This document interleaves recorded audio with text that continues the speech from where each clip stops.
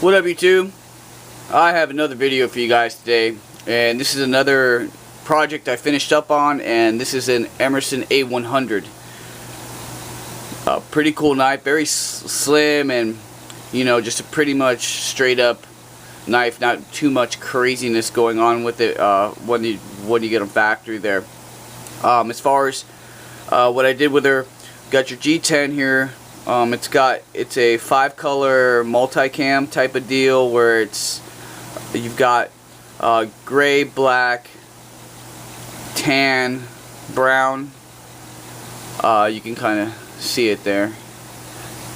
It's a pretty cool looking G10. It takes patterns really nice, and basically I wanted to do we wanted to go ahead and do a pattern on it, but kind of keep it just one solid color, not have too much flashy variations in colors. So there's a lot of the tan, the tan just showing there, as opposed to all the vibrant colors going through with a pattern that would kind of consume the whole handle. So we kind of did this pattern. This is kind of a what I call like a diagonal diamond pattern, because they're diamonds and they're kind of shifted this way. And so there we go. Got black hardware. Looks really good in contrast with this G10. If you look on the other side, we went ahead and same pattern continues over. Swapped out the pocket clip with this G10 pocket clip. Did something different to this pocket clip, and I'll show that to you in a second there. But really good color contrast there. Went with the satin hardware on the pocket clip and on this piece right here, and I'll show you why this is there and why I went satin with that. The pivot screw, the color has worn away from it, so that's kind of satin. And the blade on this from the original used to be black, and what it is now is a hand rub finish, or the beginnings of a hand rub finish. Actually, the owner of this knife is going to continue with the hand rub finish. He sent it out to me. Didn't want anything done with the blade because he was going to finish doing the hand rub finish on there. So I wanted to do something to kind of link what was going on with the handle with the blade, and keep everything kind of just have this cohesive type thing going on with the finishes there. So didn't do anything with the whatever the hell you call this now. I totally forgot. Slipped my mind. Well, anyway, you guys know what it's called. Kept that black. The pocket clip on this, basically, if you look, we have standoffs. They keep it elevated above the scale. There is a conical spacer mounted to the bottom there, and the screw up top holds that conical spacer.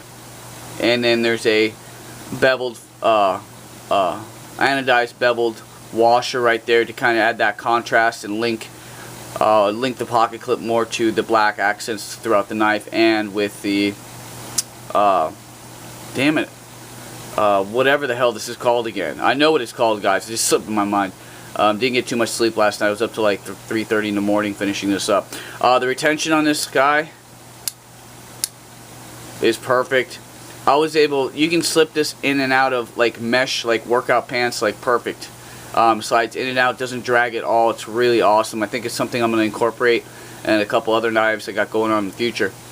A couple things I did do to this is right around where the jimping is on the A100, the scale has been recessed down to expose that jimping more, as opposed to having the G10 up to there, to kind of expose more of the satin finish of the liners there, again to link the rest of the knife.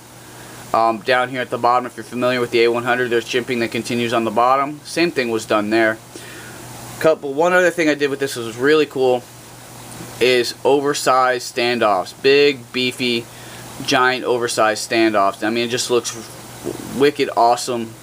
It just really just beefs it up. I love doing this to knives. It's oversizing the standoffs, and there's 4 right there, bang. And as you can see, they're close together. Really adds and ties everything in. Between these 1/4-inch standoffs here, and you got the standoffs there, and the conical filter, the conical washer there. All those are a satin finish to go ahead and combine pretty much the majority of the metal parts to be uniform with the blade, it being a satin rub, so everything should everything kind of links together, and pretty nice. Not really, you know, you guys, you know, lately all the modifications the jobs I've been doing, I've changed everything between the knife blade and the handle, and this one was just kind of you know, I was told to go ahead and leave it alone. To tell you the truth, there's really not too much you can do to this as far as modifications go. I really like this classic feel, the A100. Not really my type of knife, but I do like just the feel that it's just a straight up stabby knife, and it looks pretty darn cool. So we just went ahead, mainly all that was done with this was basically you got the scale work there, played around with the pocket clip and got creative with that, having it elevated like that. I mean, it just fits in your pocket perfectly. It's leaned up at an angle like that, so when you drop it in your pocket, it causes the knife to lean towards your butt, so it stays out of the way for when you grab car keys or whatever. So you know, and that was done on purpose, and whenever possible, you know, I go ahead and do that. If it you know, just one of those things I kind of I think it's a pretty cool idea to do, so that way you can access stuff in your pocket. Me, because I like to carry larger knives, and when you do that, you sacrifice real estate in your pocket. So if you can do a little trick like that with a pocket clip, that way you can get in and out of your pocket better. You don't have to, you know, carry a smaller knife, or it doesn't bother you so much. But there she goes. Like I said, we did the diagonal diamond pattern. It was carried onto the pocket clip, G10 pocket clip, suspended above. We have ourselves, like I said, the recess on the scales there to expose the jimping at the corners, right there. Oversized standoffs. Besides that, everything else is pretty much the same. As far as centering, it's dead on. As far as deployment, it deploys pretty darn good. I know that the A100s are kind of have a tendency to be stiff because of the double detent system that they've got in here and stuff, but I was able to get this one to work a little smoother than when I got it. So that was always nice there, without having to change any kind of washers or play around all too much with. I think this, you know, after changing the scales, it kind of made the action just a little bit better. So here's another look. Emerson A100. This will be going out soon, hopefully. I'm waiting for a couple other things to come in the mail before, a couple other goodies in the mail before I ship this out. I'm pretty happy with it. I like this pattern a lot. It seems to work on handles that are like this, where they're more rectangular with not too much curvature or anything going on with it. The pattern really stands out on something like that. So, guys, let me know what you think. Pretty cool knife. And just doing something different to this one that I haven't done. Well, I've done all this stuff before, but this is actually somebody else's knife, and I'm able to actually showcase it. So let me know what you think. I appreciate all the subscribers and all the comments. Please keep them coming. And I also appreciate all the support. What I have on deck next, I have, let me see, I have I don't know whether I'm going to do the Ontario, the Rat 1 folder, or if I'm going to get into the ZT350, or I may do another Smith & Wesson large tack flipper and do a complete mod on that.